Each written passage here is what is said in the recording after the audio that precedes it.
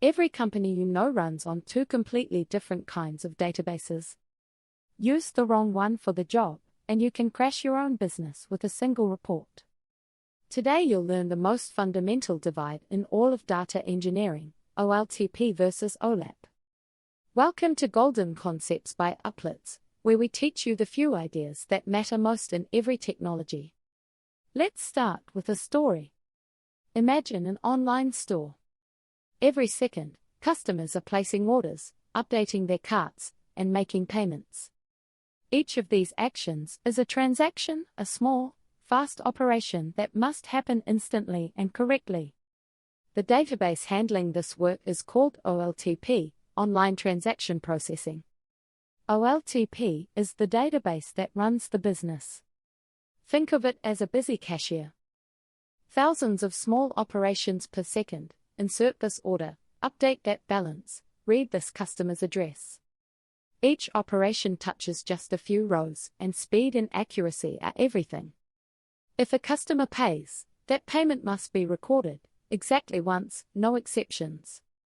Systems like MySQL, PostgreSQL, and Oracle are classic OLTP databases.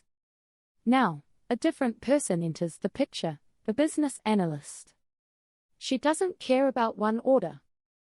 She asks, what were our total sales by region, by month, for the last 3 years? That question doesn't touch a few rows. It scans millions, maybe billions of rows, summarizing everything. This is OLAP, Online Analytical Processing. The database that studies the business. Not a cashier, but an accountant in the back office, reading through years of records to find patterns. Few queries, but each one enormous. Systems like Snowflake, BigQuery, and Redshift are built for exactly this. Here's why the divide matters so much. These two workloads are enemies. Run the analyst's giant 3-year query on the cashier's database, and it hogs all the resources. Suddenly, real customers can't check out. The website slows. Orders fail.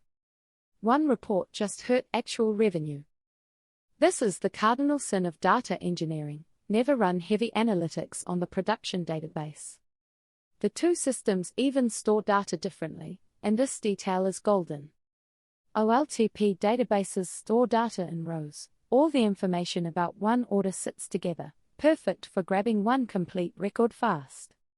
OLAP databases store data in columns. All the values of sale amounts sit together. So summing a billion sales means reading one tight column, not a billion scattered rows.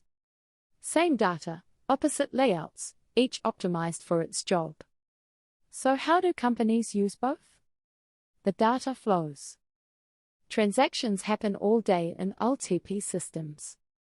Then, regularly, that data is copied over into the OLAP system, where analysts and dashboards can hammer it with giant questions, safely, without touching production. That copying process has a name, ETL, and it's the subject of our next episode. Here is your golden tip. When anyone asks you which database technology to use, first ask one question back: is this for running operations, or for analyzing them? Many transactions touching few rows means OLTP. Few queries scanning many rows means OLAP. That single question, workload first, technology second, will make you sound like a senior engineer from day one. Let's wrap up with the golden concept in one line. OLTP runs the business with millions of small, fast transactions. OLAP studies the business with massive analytical queries.